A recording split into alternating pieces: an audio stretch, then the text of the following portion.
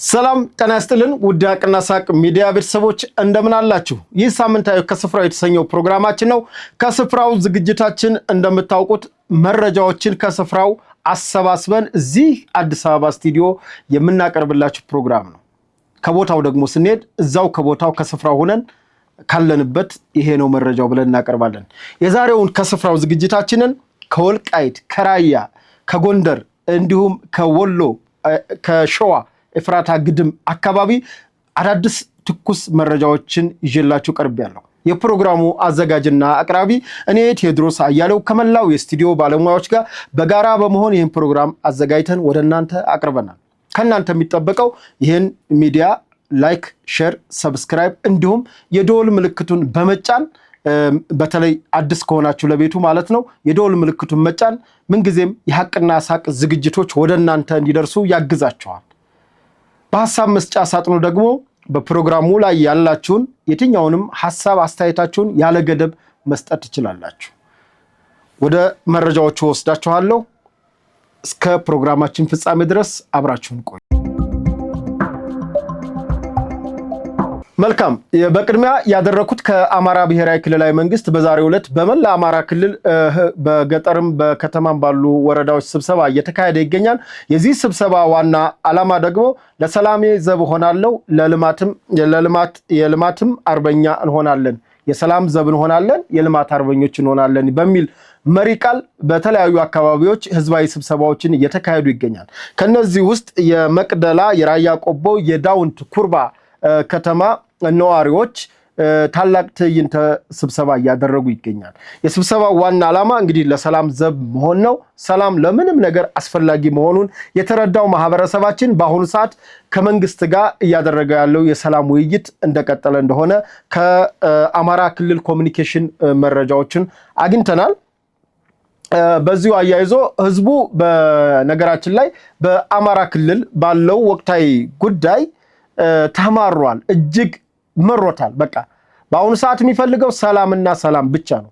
የአማራ ክልል ህዝብ አሁን ምን ይፈልጋል ካላችሁ ሰላም፣ ዳቦ፣ በቃ ከዛ ውጭ ያለው ነገር ሁሉን ነገር የተረዳ ማህበረሰብ ነው ያለውና እንግዲህ ለሰላም ዘብ ቆማለሁ በሚል መሪ ቃል ህዝባዊ ትዕይንተ ሰልፍ ስብሰባ እየተደረገ ይገኛል። እንግዲህ ይህንን መረጃ ከሰጠናችሁ ወደ ሌሎች መረጃዎች ልውሰዳችሁ። መልካም። በተከታይ ያደረኩት ደግሞ እንግዲህ የወይዘሮ አሚናት እንድሪስ መታፈን ነው። ሰሞኑን በሰሜን ሸዋና በኦሮሚያ ልዩ ዞን መካከል የተከሰተውን ግጭት ተከትሎ በሰርግ ላይ የተነሳውን ግጭት ለማስታረቅ የተደረገው ጥረት ጥሩ የነበረ ቢሆንም ሰላም የማይፈልጉ ኃይሎች ከመስጂድ የሚመጣው ኢማምን በመግደል የተወሰኑ ግጭቶችን በአንዳንድ ሚዲያዎች እና ማህበራዊ ድህረገጾች እንዲሁም የተቃዋሚ ኃይልና ፖለቲካ አመራሮች ትክክለኛ ችግሩን አውጥቶ ጉዳዩን ከማርገብ ይልቅ ህብረተሰቡ ላይ ኦነግ ሸኔ የሚል ያልሆነ ታርጋ በመለጠፍ ለዘመናት ተዋዶ የኖረውን ህብረተሰብ ለበለጠ እልቂት እያነሳሱ በመሆኑ በተለይም የአብን አመራርና አባላት የሆኑት እንደነ ክርስቲያን ታደለ አይነት በአማራ ክልል ውስጥ ኦሮሞ መኖር የለበትም ብሎ የሚያምንና አሁንም ካላጠፋናቸው ህልውናችን ያከትማል በሚል ትርክ ዞናችንን ለማጥፋት ጭምር ሌት ተቀን እየሰሩ መሆኑን በመገንዘብ የክልልም ሆነ የፌደራል መንግስት ይሄንን ጉዳይ እንዴት እየተከታተለው እንደሆነና በአካባቢ ዘላቂ ሰላም እንዲሰፍን በህዝባችን ላይ በቀጥታ ጦርነት የከፈተው የአማራ ልዩ ኃይል ከዞናችን እንዲወጣና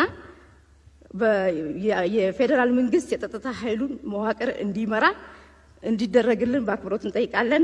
በተጨማሪም የአማራ ክልል የሚያወጣቸውን መግለጫዎችም ሆነ ሚዲያዎች የሚያስተላልፉት መልእክት ሚዛናቸውን የጠበቁና አማራ ሲሞት ንጹሃን፣ ኦሮሞ ሲሆን ኦነግ መሆን የለበትም። ስለዚህ ይሄንን አማራ ክልልም ተገንዝቦ ሚዛናዊ የሆነ መግለጫና ለህብረተሰባችን ጥበቃ ሊያደርግ ይገባል እስካልተዳደረን ድረስ። ካልሆነ ግን በፌደራል መንግስቱ የጸጥታ ኃይሉ እየተመራ ህብረተሰቡ እንዲረጋጋና ህዝባችንን ከፌደራል መንግስትና ከክልል መንግስታት የሚሰጠውን አቅጣጫ ተከትሎ ችግር ፈጣሪዎችን አውጥቶ ለመንግስት በመስጠት ሰላሙን ራሱ አማራና ኦሮሞ ተዋልዶ የሚኖር ስለሆነ ለፖለቲካ ቁማርተኞች በር ሳይከፍት ራሱን ሰላሙን እንዲያስጠብቅ ለማለት እፈልጋለሁ። ዞናችን ግን ማንም ቆርሶ ያልሰጠን በበጎ ፍቃድ የሰጠን ሳይሆን አባትና እናቶቻችን ታግለው ያስረከቡን ከኢትዮጵያ ብሔር ብሔረሰቦች ጋር ሆነው ታግለው ያስረከቡን እንጂ በበጎ ፍቃድ የሰጠን አካል እንደሌለ በኢትዮጵያ ሕዝብ ስም ሊታወቅልን ይገባል። አመሰግናለሁ። ወይዘሮ አሚናት እንድሪስ ከላይ እንደተመለከታችሁት እንግዲህ በሕዝብ ተወካዮች ምክር ቤት ለማህበረሰባቸው በተለይ ለወከሉት ማህበረሰብ ድምጽ የሆኑ ጀግና ሴት ነበሩ። ለዘመድ ጥየቃ በግል ጉዳያቸው ወደ አካባቢያቸው ሄደዋል። በአካባቢያቸው በሄዱበት ሰዓት እንግዲህ ለህዝብ ነው የምንታገለው የሚለውን በህዝብ ተመርጠው በህዝብ ተወካዮች ምክር ቤት ለህዝባቸው ድምጽ የሆኑትን የሴት አርበኛ በአካባቢው የሚንቀሳቀሰው የሸኔ ቡድን አግቶ ወስዷቸው ነበረ። እንግዲህ በርካታ መጫጫህ ነበረ። በተለይ ከማህበረሰቡ የማይካደው ከማህበረሰቡ ትልቅ ጩኸት ተጮኋል። ምክንያቱም ወይዘሮ አሚናት ለአካባቢያቸው ማህበረሰብ ድምጽ ከመሆን አልፈው ባሉት ሰብአዊም በጎ ተግባሮችም የሚታወቁ መልካም ሴት በመሆናቸው እኚህ ሴት ታገቱ ሲባል እንግዲህ ድምጻቸውን የሰጣቸውንም ያልሰጣቸውን ማለት በኦሮሞ ብሔረሰብ ዞን ያለ ማህበረሰብ በጣም ጮኋል። በዚህም የተደናገጠው የሸኔ ቡድን እሳቸውን ከአንድ ቀን ያው 2 ቀን የሚባል ነው ከ2 ቀን እገታ በኋላ ለቋቸዋል ማለት ነው። መለቀቃቸው በትክክል ተረጋግጧል። እሳቸውን ለማግኘት እየሞከርን ነው። በትክክል እንዳገኘናቸው ያው በአቤ ቶላ ቤተኩቾ ቀጥታ ስርጭት የምናስተላልፍ ይሆናል። እንግዲህ ወይዘሮ አሚናትን ለማግኘት እየሞከርን ነው። ነገር ግን የክልሉ የጸጥታ ዘርፍ ኃላፊ አግኝቷቸው በማህበራዊ ሚዲያ በተላለፈ ጥቂት መረጃ ማወቅ ችለናል። እኔም ከስፍራው ደዋውዬ በተለይ ባቲ አካባቢ ወደ ቤተሰቦቻቸው ደዋውዬ መረጃዎችን አግኝቻለሁ። በትክክል ግን እንዳገኘን ወይዘሮ አሚናት እንድሪስን በሐቅና ሳቅ ሚዲያ ለማቅረብ እንሞክራለን። በተከታይ የማቀርብላችሁ እንግዲህ የነ ደረጀና አበባው ፍልሚያ ነው። እንግዲህ እነ ደረጀና እና አበባው የጎንደር ሀብቴና ደረጀ ነበር የሚታወቀው። በኮሜዲውም ሀብቴና ደረጀን እናውቃለን። በዚህ ደግሞ በዚህ በጽንፈኛው እንቅስቃሴ ውስጥ ካሉት ደግሞ የሀብቴና ደረጀ መረጃዎች ከዚህ ቀደም በደንብ ጆሮ ገብ የነበሩና አንዴ ሲካካዱ አንዴ ሲታረቁ ብዙ ነገሮች ያለፈ እንደሆነ ይታወቃል። ከቅርብ ጊዜ ወዲህ ግን የራሱን አፋብን ብሎ የሚጠራው ቡድን አፋብን መሰረትን ካሉ በኋላ መዛዛታቸውን ሌላ ነገሮቻቸውን ለጊዜው ትተው አብረው ተንቀሳቀስን ማለት ጀምረው ነበረ። በእርግጥ እናውቃለን ለፎቶ ለቪዲዮ ለዚህ ለሚዲያ ግባት እንደሆነ እንጂ ከልባቸው መጀመሪያም ዓላማ ኑሯቸው እርቅም አድርገው ሌላም ነገር አድርገው እንደማይንቀሳቀሱ ይታወቃል። እንግዲህ ከሰሞኑ ደረጀና አበባው በተለይ አበባው የሊቦ ከምክም አካባቢ የሚንቀሳቀስ የጽንፈኛው ቡድን ነው። ያው ደረጀ እንደሚታወቀው ደንቢያ ነበር። አሁን ግን የመንግስት ኃይል አባሮት የሚገኘው ወደ ቋራ አካባቢ ነው። ከዚህ በፊት ደግሞ ቋራ ላይ እነሸጋ በለጠ እና ደረጀ ምን ያክል በተለይ ጸያፍ ስድብ እየተሰዳደቡ በተለይ ሸጋ እንግዲህ ወጣት ልጅ ነው ገና እንግዲህ ደረጀን ምን ያክል ሲዝትበት እንደነበረ ሲሰድበው እንደነበረ የምታውቁት ነው በማህበራዊ ሚዲያ የምታውቁት ሰዎች።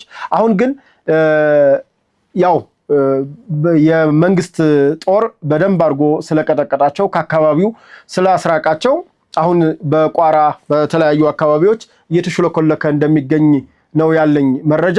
እንግዲህ ደረጀ አሁን በሶሻል ሚዲያዎችን የምሰማቸው ነገሮች አሉ። አንድ የሐቅና ሳቅ ሚዲያ ቤተሰቦች እንድታውቁ የምፈልገው ሰሞኑን ለምሳሌ ምግበ ሞተ ብለዋል። አሁንም ደግሞ ደረጀ ሞተ የሚል ወሬ እየተወራ እየሰማው ነው። ደረጀ አልሞተ ደረጀ ሞተ እያሉ የሚያወሩት እኔ አሁን ደረጀ ሞተ ዘመነ ሞተ ምናምን አይደለም። እኔ ለምን ሞቱ ብለው በኑሯቸውም ሳይመቹን ደግሞ በሞታቸውም ደግሞ ሌላ ነገር እነሱ አያፍሩም። አንዱ ሲሞት ሺህ ጠርተው ነው የሚያስገድሉት። እኔ ከዚህ በፊት ነግራቸዋለሁ። አንድ ሰው ሲሞት ሌላ ሺህ ጠርተው በዛ ሺዎች ሞት ላይ መነገር የሚፈልግ ቡድን ነው እንጂ ያለው በትክክል ለነጻነት በትክክል ሆነ ነገር አይደለም። ሲጀመር ከማንነውስ ነጻ የሚያወጡት መታወቅ ያለበት ነገር እሱ ነው። እና አሁን ደረጀ ሞተ እየተባለ በሶሻል ሚዲያ የሚራገበው እንተውት። ደረጀ አልሞተም አለ። ግን ትክክለኛው ነገር ምንድነው? አበባው ከሚባለው ከዚህ ከሊቦ ከምከም አካባቢ ከሚንቀሳቀሰው የጽንፈኛ ቡድን የራሱ አመራር ነው ከዚህ ሰው ጋር ተጋጭተዋል። በጣም ለግድያ እየተፈላለጉ እንዳለ ነው ያለን መረጃ።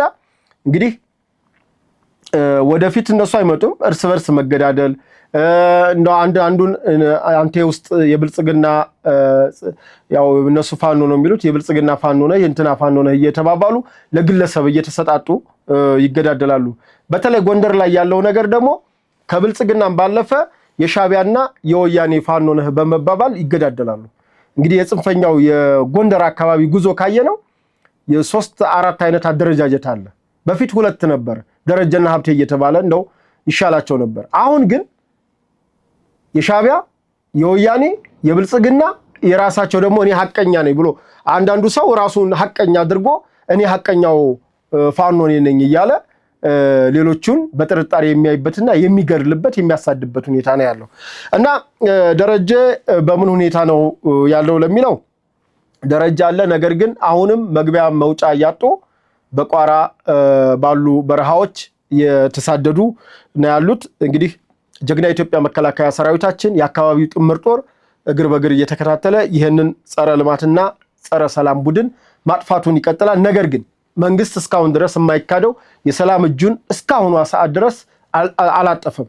አሁን ይሄንን አንዳንዴ መንግስት የውሸት ነው የእውነት ነው የሚባለውን ነገር የእውነት መሆኑን በነ ኮሎኔል ፋንታሁን መሐቤ አሳይቷል። በነ ካፒቴን ማስረሻ ሰጤ አሳይቷል። በሌሎች አመራሮች በተለይ በነ ኢያሱ ረዳት ፕሮፌሰር ኢያሱ መጣ ምን ሆነ? ነገር ግን እዛ ውስጥ የቀሩት እዛ ውስጥ ያሉት እነ ረዳት ፕሮፌሰር ጌታ አስራዳ አሁን ምን ሊሰራ ነው የቀረው? ሊዋጋ ነው? ሊያዋጋ ነው? ምን ሊያደርግ ነው የቀረው? ሐሳብ መወያየቱን እንደሆነ ኩርባ ላይ የመጀመሪያው ጥንስስ ላይ የነበረው ራሱ ረዳት ፕሮፌሰር ጌታ አስራዳ ነው። ነገር ግን አሁን በተለያዩ ይሄ ከሻቢያ ጋር በተያያዘ ወሬ ነው እሱ ያለው። ከሻቢያ ጋር ባለ ግንኙነት የሰላም እርቁን የሰላም ውይይቱን ድርድሩን ሳይቀበል ቀርቷል። ነገር ግን አብሮት የነበረው ረዳት ፕሮፌሰር ኢያሱ ግን ገብቷል። ከገቡም በኋላ አስፈላጊውን ምክክር እያደረጉ አማራ ክልል እንዴት መስተካከል እንዳለበት እየተመካከሩ ነው ያሉት። እሱን ወደ ሌላው አልገባም፣ ምክንያቱም ራሳቸው በራሳቸው ማውጣት ያለባቸውን ነገር ያወጣሉ። ግን መንግስት እስካሁን ድረስ የሰላም እጁን አላጠፈም። ዝም ብለው ግን እኒህ ሰዎች እየተፈራረጁ የደሃ ልጅ እየጠሩ ትክክለኛ ትግል ያለ በማስመሰል እየጠሩ ግን እያስጨረሱ ነው። እና ደረጀ በህይወት አለ። ነገር ግን በህይወት እንዳይኖር ካደረገው አበባው ነው። አበባውን በህይወት እንዳይኖር ካደረገው በአሁኑ ሰዓት ያለው መጠላለፍ ነው ደረጀ ነው። እና በዚህ ሁኔታ ነው ያለው። እንግዲህ ጎንደር ያለው ሁኔታ ይሄ ነው። በቀጣይነት የምወስዳችሁ ደግሞ ወደ ወልቃይት ጠገዴ ሰቲት ሁመራ ዞን ነው። ወልቃይት ጠገዴ ሰቲት ሁመራ ዞን የሚለው የመጣው ከለውጡ መንግስት በኋላ ነው። ይሄን ማንም ሰው አይክደው። ምክንያቱም በፊት በትግራይ ክልል ተካሎ በነበረበት ሰዓት የምዕራብ ትግራይ እየተባለ ማንነቱ ሁሉ እንዳይታወቅ ወልቃይት ይሁን ጠገዴ ይሁን ሁመራ ይሁን ማን ይሁን ሳይታወቅ እንደነበረ ይታወቃል።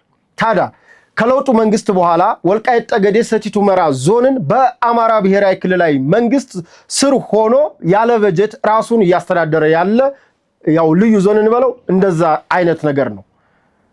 ወልቃይት ጠገዴ ሰቲት ሁመራ ዞን መሆኑ አስተዳደር መመስረቱ አርበኛ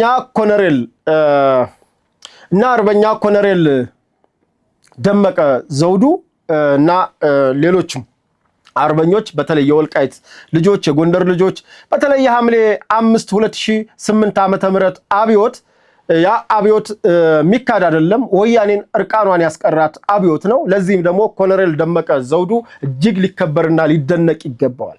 ነገር ግን በአሁኑ ሰዓት በሻቢያ ተላላኪና በወያኔ ተላላኪዎች ኮሎኔሉም ላይ አጠቃላይ ዞኑም ላይ ዘመቻ ተዘምቷል። ምንድነው ይሄ ዘመቻ ብንል አንደኛ የወልቃይት ጠገዴ ሰቲት ሁመራን ዞን እውን መሆን ያልተቀበሉ ወይም በእኛ ትግል ሳይሆን ቀረ ይሄ የስም ትግል በእኛ ሳይሆን ቀረ እሱም ብቻ አይደለም ያን አካባቢ እንግዲህ ጂኦፖለቲካው ያለውን ሁኔታ ታውቃላችሁ ከወያኔ ፍላጎት አንፃር ከሻቢያ ፍላጎት አንፃር ከሌላውም ከዚህ ከጽንፈኛው የአማራ ኃይል አንፃር ፖለቲካሊ ቦታው ጂኦፖለቲካሊ በጣም ሴንሲቲቭ የሆነ ቦታ ነው ታዲያ ይህ ዞን ያለ በጀት ይሄን ጊዜ ሁሉ ኑሮ አሁን በምርጫ 2018 ዓመተ ምህረት በሚደረገው የምርጫ ሁኔታ የኢትዮጵያ ፌደራላዊ የኢትዮጵያ ብሔራዊ ምርጫ ቦርድ በአካባቢው ላይ ምርጫ እንደሚካሄድ ወስኗል ይሄንን ውሳኔ በመቃወም የተለያዩ ኃይሎች እየተቃወሙ ይገኛሉ በተለይ በህጋዊ ፓርቲ የሚሆኑት ህጋዊ ያልሆኑት ጭምር በወልቃይት ላይ ከምዕራብ ትግራይ ጥያቄ አንፃር እየታገሉ ይገኛሉ እነሱ በራሳቸው አንግል በራሳቸው ካታጎሪ ነው የሚያስገርመው ግን ይሄ ነው ከዚህ በፊት በአርበኝነት ስሙ አብዛኛዎቻችሁ የምታውቁት ሰፈር መለስ የወልቃይት ጠገዴ ሰቲት ሁመራን የተከዜ ዘብን ለመዋጋት ፊት ለፊት መጥቷል በዚህም ማይጋባ በሚባል ቦታ ይሄ ቦታ በዋልድባ አካባቢ የሚገኝ ነው ዋልድባ ደባርቅ ዛሪማ ስኳር ኪዳነ ምሕረት ጠገዴ ቅራቅር እነዚህ አካባቢዎች የጽንፈኛው የዚህ የሻቢያና የወያኔ ተላላኪው የሆነው የጽንፈኛው ቡድን መንቀሳቀሻዎች ናቸው ታዲያ የተከዜ ዘብ ይህንን መረጃ በማሰባሰብ የሰፈር መለስን ቡድን እንዳይመለስ አድርጎ ቀጥቅጦ መጥቶ ሰዶታል በዚህም ሻቢያና ወያኔ ተበሳጭተዋል ምክንያቱም ራስን በራስ የማጥፋት ሂደቱ ስላልተሳካላቸው ሰፈር መለስም ተመቶ መመለሱ ለሻቢያና ለወያኔ ትልቅ መርዶ ሆኖባቸዋል አንደኛ እሾህም በሾህ ብለው አቅደው ነበር ምክንያቱም አማራና አማራ ሲታገል መስዋዕትነት ስለሚቀንስ ራስ በራስ ተጋግሎ ራስ በራስ ጠፍቶ ከጠፉ በኋላ ያም ቦታ በነፃነት ለማስተዳደር ወያኔም ሆነ ሻቢያ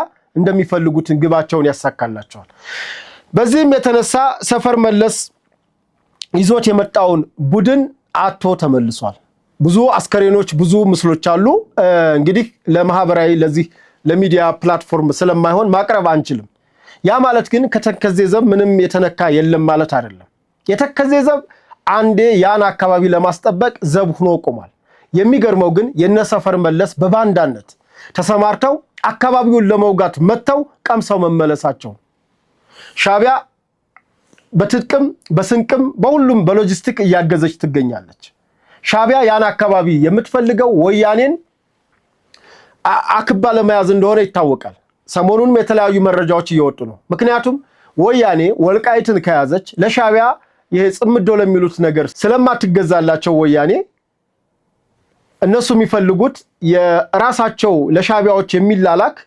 የራሳቸው የሆነ ኃይል እዛ አካባቢ እንዲቀመጥ ነው ሁሉም የራሱ የሆነ የፖለቲካ ፍላጎት አለው እንደ መረጃ ግን ሰፈር መለስ ከመጣቸው ይዟቸው ከመጣ ልጆች ጋር ቀምሶ ተመልሷል ይህንን መረጃ እንድትወስዱ ነው ሌሎች የስልክ መረጃዎች ይኖሩናል በሌላ ፕሮግራም አሟልተን ይዘንላችሁ ከአካባቢ ያለውን ይዘንላችሁ የምንቀርብ ይሆናል ለዛሬው ግን በማይጋባ ላይ ጎድጓዳ ቀበሌ አካባቢ የሰፈር መለስ ቡድን አይቀጡ ቅጣት ተመቶ ተመልሷል ማለት ነው ያረገፈውን አርግፎ የጣለውን ጥሎ ወደ ኋላ ተመልሷል ይሄ በጣም እጅግ የሚያሳዝን ነው በተለይ የአማራ ፋኖ አንድነት ህብረትን በመሪነት ሲመራ የነበረ ሰው በዚህ ክህደት መገኘቱ እጅግ ያሳዝናል ነገር ግን የወልቃይት የተከዜ ዘቦች ግን አሁንም በጽናት አካባቢያቸውን ከየትኛውም ከሻቢያም ከወያኔም እንዲሁም ከሱዳን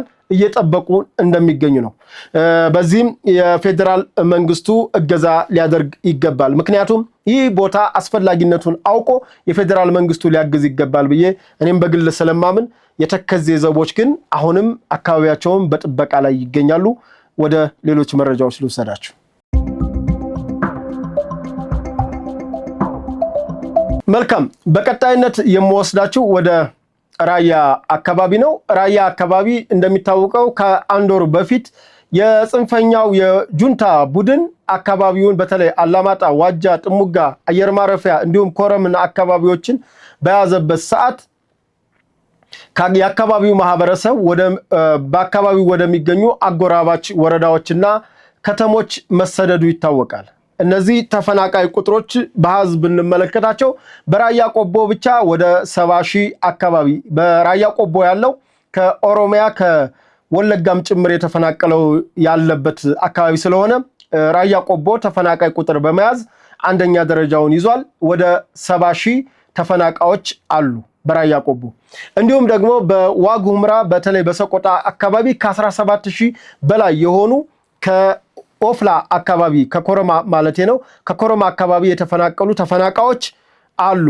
እንግዲህ የራያ አካባቢ ያጋጠመው እዛው ለቀረው ማህበረሰብ ማለት ነው አንደኛ ከመንግስት ሰራተኛው 20% የደሞዝ የክፍያ ለህዋት ቡድን ለጽንፈኛው ለጁንታ ቡድን ለሰራዊት መዋጮ ከደሞዛቸው 20% ታዋጣላችሁ ተብለው በግዳጅ የተያዙበት ሁኔታ።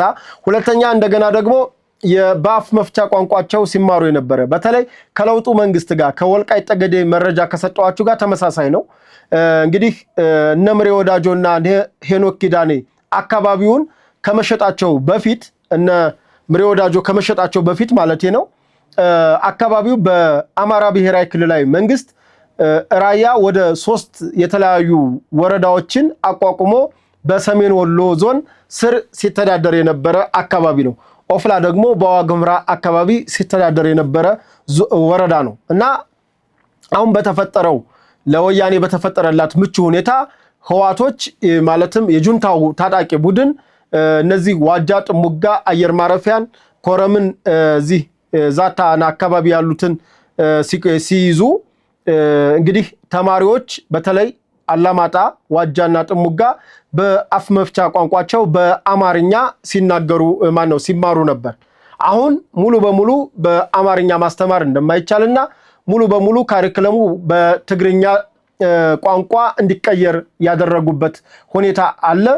በተረፈ እንግዲህ የጁንታው ቡድን ሰዎችን ለማጥቃት አንተ ብልጽግና ናፋቂ ነህ፣ የብልጽግና አገልጋይ ነህ፣ የብልጽግና ወታደር ነህ፣ ሚኒሻ ነበርክ እያሉ ግለሰቦችን ሲቪሎችን እያጠቁ እንደሆነና እያፈኑ እያሰሩ እንዲሁም የተለያዩ ገንዘቦችን አፍነው እየተቀበሉ እንደሆነ መረጃዎች ከአካባቢው እየደረሱን ነው። ሌላው እንግዲህ ከሰሞኑ በራያ በቆቦ አካባቢ የመምረጥ መብታችን ይከበር፣ ዲሞክራሲ ልዕልናችን ይከበር የሚል መፈክሮችን ይዘው ሰላማዊ ሰልፍ ወጥተዋል። እንግዲህ ሰላማዊ ሰልፍ የወጣው የራያ አላማጣ፣ የራያ የዋጃ፣ የጥሙጋ የአየር ማረፊያ ማህበረሰብ ነው። እንዲሁም ከገጠር ወረዳዎች ከባላ ከባንዲራ አካባቢ የመጡ ሰዎች ይገኙበታል። እነዚህ በቆቦ ከተማ የሚገኙ ተፈናቃዮች ሰልፍ አድርገዋል። ሰልፋቸውም በቀጣይ 2018 ዓ.ም ምርጫ ላይ የመምረጥ መብታችን ይከበር ነው ብለው ሰልፍ የወጡት። ይህን እንደ መረጃ ልስጣቸው እንጂ እንደው አንዳንዴ እኔን የሚገርመኝ ወልቃይት ብንሄድ የወልቃይት ዘብ ስላስከበረ ወልቃይት ጠገዴ ሰቲት ሁመራ ያለውን ዞን ስላስከበረ በዞን ደረጃ ምርጫ ላድርግ ይፈቀድልኝ ቢል ቢያንስ ነፃ ክልል ነፃ አካባቢ ተፈጥሯል። እኔ ግን ትንሽ የራያ ከማንነትም ወሰን አመላለስም አሁንም ከምርጫም ሁኔታ ትንሽ ግር ይለኛል። ምክንያቱም አካባቢ ላይ ያለው የጁንታ ቡድን ነው። እንግዲህ የጁንታ ቡድን በትግራይ ክልል ህዋት ካልተወዳደረች ምርጫ አይደረግም የሚል አቋም ይዘው ህዋት እንደ ሰላማዊ ታጋይ መስላ ይሄ ራሱን ቲዲኤፍ ብሎ የሚጠራው ቡድን ደግሞ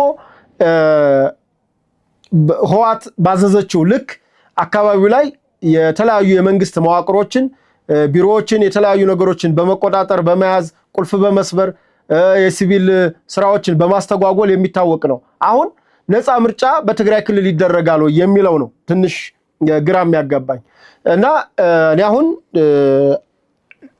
የራያ ማህበረሰብ መጀመሪያ እኔ ከበፊትም ጀምሮ የምርጫ ፖለቲካ በራያ ማህበረሰብ ላይ አላምንበትም። የግል ሐሳቤ ነው።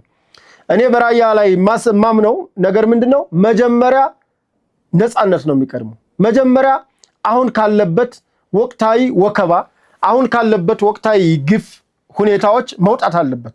ራያ ምርጫ የቅንጦት ሁኔታ ነው። ለራያ ማህበረሰብ ምርጫ ቅንጦት ነው። መጀመሪያ ራሱን ሴቭ ማድረግ ይጠበቅበታል ብዬ አምናለሁ። እኔ በራያ አካባቢ ያላችሁ የምትንቀሳቀሱ ፓርቲዎችም አውቃለሁ። ራዲፕ አለ፣ ራሱ የአማራ ብልጽግና አለ፣ አብንም እወዳደራለሁ ብሏል። እንግዲህ ደግሞ በትግራይ ክልል ያሉ ፓርቲዎች በራያ አካባቢ ያው እንደሚወዳደሩ ይታወቃል። ነገር ግን እኔ ለሁላችሁም የምጠይቀው እስኪ ስለ ራያ ማህበረሰብ ሰብአዊነቱ ጩሁለት። ራያ ማህበረሰብ አሁን ምን እየሆነ ነው፣ ምን እየተደረገ ነው የሚለውን እስኪ ድምጽ ሁኑት። እናንተ ድምጽ ሳትሆኑት ምረጠን የምትሉት ምን ልታረጉልን ነው? ሳትመረጡ ወገንተኝነታችሁን ሳታሳዩት እንዴት ነው ነገር ሊመርጣችሁ የሚችለው? ነው ለወንበር ብቻ ነው የራያን ህዝብ የምትፈልጉት? ህዝቡስ ካለቀ በኋላ ማን ነው የሚመርጣችሁ? ምድረ በዳው ራያ እኮ ተፈናቅሎም ተሰዶም ተገሎም በብዙ ሁኔታ ተዋክቦ እኮ እያለቀ ነው። አሁን ያለው እኮ አብዛኛው ሽማግሌ አቅመ ደካማ ነው። መውጣት የሚችለው በሙሉ እኮ ከራያ አካባቢ እኮ ወጥቶ ተፈናቅሏል። እና ራያ አካባቢ የምትንቀሳቀሱ ፓርቲዎች ነው ብታስቡበት መልካም ነው እላለሁ። በተረፈ ግን አሁን የራያ ህዝብ በመፈናቀል ላይ ነው የሚገኘው። ተፈናቅሏል። የተለያዩ አካባቢዎች በአፋር ክልልም አለ፣ በአማራ ክልል በራያ ቆቦ፣ በወልዲያ፣ በተለያዩ አካባቢዎች በጎብዬ። እንግዲህ የራያ ማህበረሰብ አንድ ደስ የሚል ነገር የሰማሁት እንደው ተፈናቃዮቹን በየራሱ ያው ደማዊ ማንነትም ስላለው በየራሱ ቤት የያዘበት ሁኔታ እሱ ደስ የሚል ነገር ሰምቻለሁ። ይሄ ግን ጊዜያዊ መፍትሄ ነው። ዘለቄታዊ መፍትሄው ላይ እናተኩር እንስራ ነው የምለው። በተለይ ራያ አካባቢ የምትንቀሳቀሱ ማህበረሰብ አንቂዎች እንዲሁም ታዋቂ ሰዎች አላችሁ። ግን የእናንተ ማወቅ እኔ በስም መጥቃት ካስፈለገ የሆነ ሰዓት ጠቅሳችኋለሁ። ፌደራል ላይ ያላችሁ በተለያየ ወቅት ተጽዕኖ ፈጣሪ የነበራችሁ አሁንም በተለያየ ሚዲያ እየሄዳችሁ የተለያየ ትንታኔ የምትሰጡ ለራያ ህዝብ ግን አንድም ትንፍሽ የማትሉ ጋዜጠኞች፣ ማህበረሰብ አንቂዎች፣ ተጽዕኖ ፈጣሪ ሰዎች አላችሁ። ግን ስለ ማህበረሰባችሁ አንድ ቀን ተናግራችሁ አታውቁም። እኔ ነገ ከነገ ወዳ መጥቼ ማንንም አልልም፣ እዘረዝርሃለሁ። እና ለራያ ህዝብ ድምጽ ነው የምለው። በተረፈ እንግዲህ ራያ አካባቢ ላይ ያው ህዋት እስካለይ ድረስ እንደገባች ነው ሰውን ማሳደድ፣ መግደል፣ የተለያየ ነገር የጀመሩትና ይሄ ነገር ሊቆም ይገባል። የፌደራል መንግስቱ የራያን ነገር ችል ማለት የለበትም እኮ።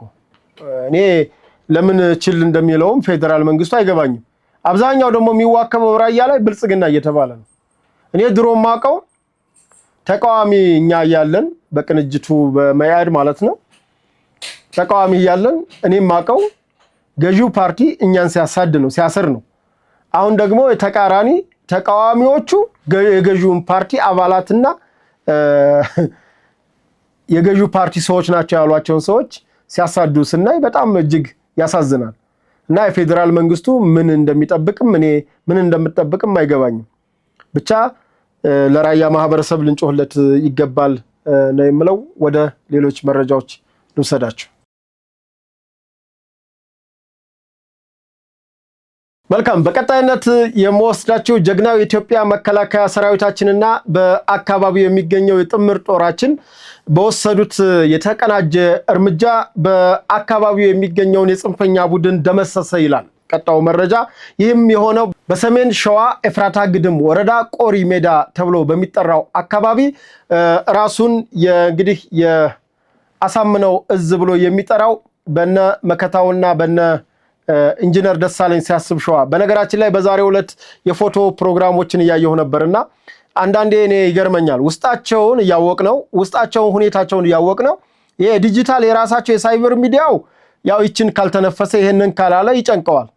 ነገር ግን እነሱ ምን ያክል ኃላፊነት ተሸክመው እንደሆነ እየገባቸው አይመስለኝም። ምክንያቱም በሐሰት የጠሩት የደሃ ልጅ ባልተገባና ባልተመጣጠነ ውጊያ እንዲገባ አድርጎ ማስጨረስ ይሄ አርበኛ ካስባለ ነውር ነው። እንግዲህ ይሄ ጽንፈኛ ቡድን በሰሜን ሸዋ ኤፍራታ ግድም ወረዳ በቆሪ ሜዳ ብርብራ ቀበሌ አካባቢ ነው ይሄ ሽንፈት የቀመሰው።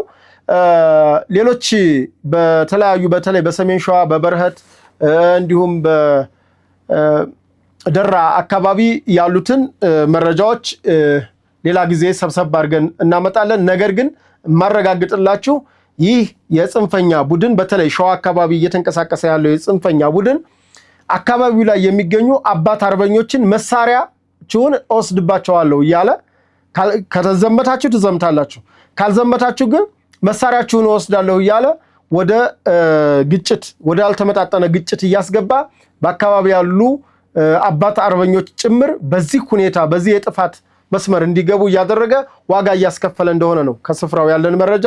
የጽንፈኛ ቡድን በኤፍራታ ግድም ወረዳ በጨፋ ሮቢት አካባቢ እንግዲህ በአጎራባች ወረዳዎች ጭምር ሲንቀሳቀስ የነበረ ቡድን ነው። አስፈላጊውን ሁኔታ አግኝቶ ተመልሷል። በዚህ የተበሳጨው መንገደኞችን ግን አፍኖ በምንም በጦርነቱም በምንም የሌሉበትን አፍኖ ሲሸሽ ወደኋላ ይዟቸው እንደሄደ ከአካባቢው ማህበረሰብ መረጃዎች ተገኝተው እንግዲህ በአካባቢው የሚገኘው ጥምር ጦር ይህኑ ቡድን እያሳደደ ይገኛል። ልዩ መረጃዎችን ውጤቱን የምናሳውቃቸው ይሆናል። በሌላ ጊዜ ሰብሰብ አድርገን መረጃዎችን እናመጣለን። ወደ ሌሎች መረጃዎች ልውሰዳችሁ። በቀጣይነት የምወስዳችሁ የጀግና ኢትዮጵያ መከላከያ ሰራዊታችን ባደረገው የተሳካ ኦፕሬሽን እና እንዲሁም ደግሞ ራሱ የጽንፈኛ ቡድን ሰላም ይሻለኛል በማለት ወደ ሰላም መምጣቱን አሳውቋል። ራሱን የምኒልክ እዝ ብሎ የሚጠራው በፍቃዱ በላይ የሚመራ የጽንፈኛ ቡድን በትናንትናው ዕለት ለጀግና ኢትዮጵያ መከላከያ ሰራዊታችን ለሰላም ወዶ ገብቷል። እጅ ሰጠ። ትንሽ አንዳንዴ በሰላም ለመጣ ሰው ሰላም መጥቷል ይሻላል። እጅ መስጠት አንዳንዴ በአውደ ውጊያ ሲሆን ነው። እጅ ሰጠ ተማረከ የሚሉ ነገሮች በአውደ ውጊያ ፊት ለፊት እጅ ወደ ላይ የምትለውን ነው። ነገር ግን በንግግርና በተለያየ ወዶ እና ፈቅዶ ሲመጣ ወዶ ገብ ይባላል እና አንዳንዴ ወዶ ገብ የሚለው ላይ ትንሽ ብዥታ ስላለ ነው። ወዶ ገብ ማለት ወዶ ተነጋግሮ በሰላሙ አምኖበት ሰው ሰብአዊነት ከሚያልቅ ቁስ ከሚያልቅ ባልተገባ ውጊያ ባልተገባ ግጭት ባልተመጣጠነ ውጊያ የደሃ ልጅ ከሚያልቅ ይሄም ደግሞ ጥያቄም ካለ ተነጋግሮ ይሄ ጥያቄ ከተመለሰ ምን አሟሟተይ ብሎ የሚመጣ ወዶ ገብ ይባላል። ነገር ግን ይሄን ሁሉ የሰላም አማራጭ ቀርቦለት እንነጋገር ተብሎ እምቢ ያለው ደግሞ ምን ይባላል? ተማረከ። በአውደ ውጊያ ሲገኝ ተማረከ ይባላል እና ወዶ ገብ ማለት ተነጋግሮ ወዶ ፈቅዶ ከመንግስት ኃይል ጋር በጋራ መነጋገር የመጣ ወዶ ገብ ይባላል። በአውደ ውጊያ በአውደ ግንባር ላይ የተማረከ እንደዛሬው ለምሳሌ ኤፍራታ ግድም ላይ እንደገጠመው እጅ ወደ ላይ ካለ እጅ ሰጡ ነው የሚባለው እና እጅ ከሰጠ እጅ ሰጠ ነው። እጅ ወደ ላይ ማለት መማረክ ነው። በቃ እጅ ሰጠ በአውደ ውጊያ ላይ ነው፣ በሁኔታዎች ላይ ነው እና ይሄንን ለይተን እንድናውቅ ነው። እሺ እና በፍቃዱ ከመከላከያ ጀግና ኢትዮጵያ መከላከያ ሰራዊታችን ላይ በተለይ 6ኛ እዝ በሜጀር ጄኔራል ብርሃኑ ጥላሁን የሚመራው 6ኛ እዝ ማለት ነው በኦሮሚያ ክልልና በምስራቅ ጎጃም በአማራ ክልል በምስራቅ ጎጃም የሚንቀሳቀስ እዝ ነው። ይሄ እዝ የተሳካ ኦፕሬሽን እያደረገ ነው የሚገኘው። በሰላም የሚመጣውን በሰላም ይቀበላል፣ በአውደ ውጊያ ይዋጋል።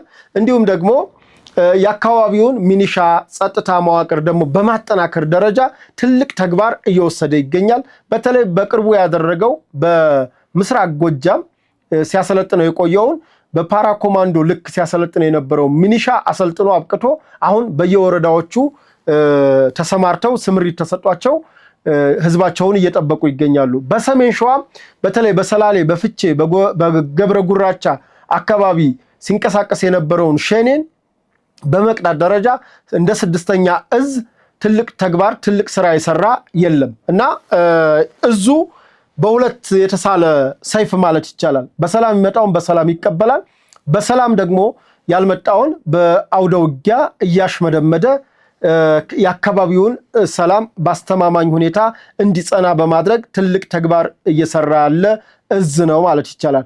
በኦሮሚያ ብሔራዊ ክልላዊ መንግስት በደራ ወረዳ ልዩ ቦታው አሞማ ገንዱ በሚባል አካባቢ ሲንቀሳቀስ የነበረው ራሱን የምኒልክ እዝ ብሎ ሲንቀሳቀስ የነበረውን ቡድን ሲመራ የነበረው በፍቃዱ በላይ በትላንትናው ዕለት በሰላም እጁን ሰጥቷል ማለት ነው። ለሰላም ነው እጁን የሰጠው። ይሄ ትልቅ የሚበረታታ ነገር ነው። በነገራችን ላይ ድሮ ብሔራዊ እርቅ ሲባል ማን ከማን ተጣልቷል፣ ስለ ዲሞክራሲ ሲባል ከኛ በላይ ለዲሞክራሲ ተምሳሌት የሆነ እየተባለ በጣም ጮሆቴን ቀሙኝ የነበረበት ስርዓት በነበረበት ሰዓት እንኳን እንደው ሁሉም ለጠመንጃ የዚህን ያክል አልጓጓም። ዛሬ ግን ቢያንስ ተነጋግሮ እንኳን በመነጋገር ጥያቄዎች ሊመለሱ በሚችልበት ስርዓት ውስጥ በዚህ ልክ የሰው ልጆች ለመጠፋፋት መፈላለግ ተገቢ ነው ብዬ አላምንም። እንግዲህ በዛ ሰዓትም ንቁ ተሳታፊም ስለነበርኩ ታጋይም ስለነበርኩ ነው ይሄን በኩራት ነው የምናገረው። በጁንታም ሰዓት ግንባር ቀደም ታጋይ ነኝ። ግንባር ቀደም ከኢትዮጵያ ጥላቶች ጋር ፊት ለፊት ተፋልም ያለው አሁን ያለው ቡድን በነገራችን ላይ አማራ ክልል አሁን እያተራመሰ ያለው ኃይል በሙሉ ትላንትና በጁንታ ሰዓት ያልነበረ አሁን ደግሞ የትላንትናውን ታሪክ እንኳን በቅጡ የማይረዳ ከጥላት ጋር የተሰለፈ የጥላት መሳሪያ የሆነ ቡድን ነው አሁን ያለው። በጁንታ ጊዜ ያልነበረ ይሄን በደንብ ያዙት። ከነበሩም ደግሞ ጥቂት ከነዛም ደግሞ አብዛኛው ወደ ኋላ ሲያፈገፍግ የነበረና ጀግና ኢትዮጵያ መከላከያ ሰራዊታችንና ጥምር ጦሩ ወደፊት ሲገፉ ከኋላ ምሽግ ላይ ፎቶ እየተነሳ የፎቶ አርበኛ የነበረ ኃይል ነው። ከጥቂት አንድ የሆኑ ልጆች ሊኖሩ ይችላሉ። እነሱም ተደናብረው ገብተው ጥቂቶቹን በልተዋቸዋል። አሁንም ያሉት ተደናብረው እዛ ያሉ ልጆች አሉ። ከዛ በተረፈ ግን አብዛኛው አሁን የተፈለፈለ በሐሰተኛ ትርክት፣ በሐሰተኛ ፕሮፓጋንዳ፣ በውሸት ወሬ የተሰባሰበ ቡድን እንደሆነ አውቃለሁ። ለዚህም እንግዲህ ይሄ የደራ ወረዳ እንግዲህ የማንነት ጥያቄ አሁን ልክ እንደራያ የማንነት ጥያቄ ያለበት ወረዳ እንደሆነ ያው ይታወቃል። ነገር ግን ይህን ጥያቄ ሊመለስ የሚችለው በጠመንጃ እንዳልሆነ እየታወቀ በጠመንጃ እንደሚያስመልሱለት ሆነው ኃይሉን ማለት ልጆቹን ወጣቶቹን እንደ ቅጠል እንዲረግፉ የተደረገበት ወረዳ ነው። ሸኔም ባንጻሩ ሸኔም እዛ ወረዳ ላይ እየገባ እንደውም ቀን ላይ በመረጃ ሰዓታችን ላይ የተወሰነ ላቤም ብየዋለሁ። በቃ ሸኔና የአማራ ጽንፈኛ ሲዋጉ አይተንም ሰምተንም አናውቅም። አማራ ክልል ያሉ ጽንፈኛም ሆነ ሸኔ አንዱ ለአንዱ መሳሪያ ያቀብላል፣ አንዱ ለአንዱ ተተኳሽ ያቀብላል። ይሄ እኮ በቅርቡ ከሚሴ ላይ ያየነው እኮ ነው። ከሚሴ ፖሊስ የያዘው ለሸኔ ኃይል ሊደርስ የነበረ ጽንፈኛው መሳሪያ ተተኳሽ ሲልክ ቦምብ ሲልክለት ነው ለሸኔ። እንግዲህ በአማራ ብሔራዊ ክልላዊ መንግስት ኦሮሞ ብሔረሰብ ዞን ውስጥ ለሚንቀሳቀሰው የሸኔ ቡድን ማለት ነው። በአንጻሩ በኦሮሚያ ብሔራዊ ክልላዊ መንግስት በደራ ወረዳ የሚንቀሳቀሰው የሸኔ ቡድን ይሄ የአማራ ማንነት ጥያቄ አለኝ ብሎ ከሚንቀሳቀሰው የጽንፈኛ ቡድን ጋር ለአንድ ቀን ተጋጥመው አያውቁም። ቢገናኙም አይተኳኮሱም፣ ይተላለፋሉ። በቀኝ ለፍ በግራ ለፍ ልክ ድሮ ሚዜ ስናሳልፍ በግራም በቀኝ ለፍ እንደሚባለው ማለት ነው።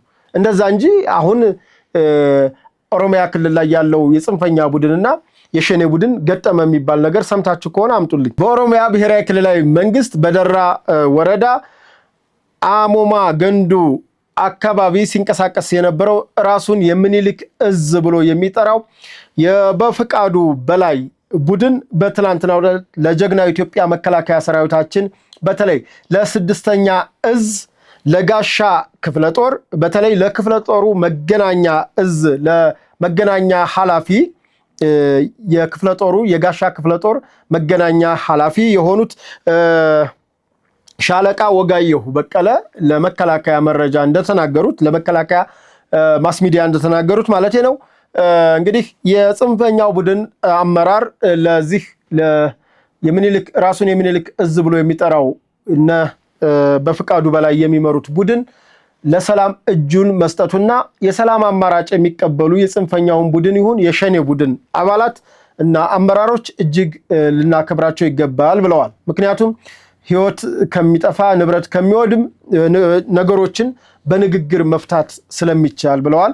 በዚህም ጀግና ኢትዮጵያ መከላከያ ሰራዊታችን አሁን በሸኔም ይሁን በጽንፈኛው በኩል ለሰላም የሚመጡ ካለ መከላከያችን እጁን ዘርግቶ እንደሚቀበላቸው አሳውቀዋል ማለት ነው። እኛም የዛሬውን የሐቅና ሳቅ ከተለያዩ አካባቢዎች ያገኘናቸው መረጃዎች እዚህ ላይ ያጠናቀናል። መረጃዎችን ነፃ ሐሳቦችንም ስላዳመጣችሁን እጅግ አድርገን እናመሰግናለን። ሚዲያችንን ላይክ፣ ሼር፣ ሰብስክራይብ እንዲሁም የደወል ምልክቱን በመጫን ሚዲያችንን ሰፖርት አድርጉ፣ ደግፉ። ሚዲያችን ከዚህ የተሻለ መረጃዎችን ወደ እናንተ አድማጭ ተመልካቾቹ እንዲያመጣ በተለይ አቤ ቶኪቾ አበበ ቶላ በሚያስተላልፈው የቀጥታ ስርጭት በመግባት ሚዲያችንን ሰፖርት ማድረግ ትችላላችሁ። ሚዲያችንን ደግፉ። ሚዲያችን ላይ ያለውን ደግሞ ነፃ ሐሳባችሁን በኮሜንት መስጫ ቦክሱ ላይ ሐሳባችሁን ስጡ። መነሻችንም መድረሻችንም ኢትዮጵያ ናት። ለኢትዮጵያ ብሔራዊ ጥቅም፣ ለኢትዮጵያ ሰላም ተክተን እንሰራለን። ሰላም ቆዩ።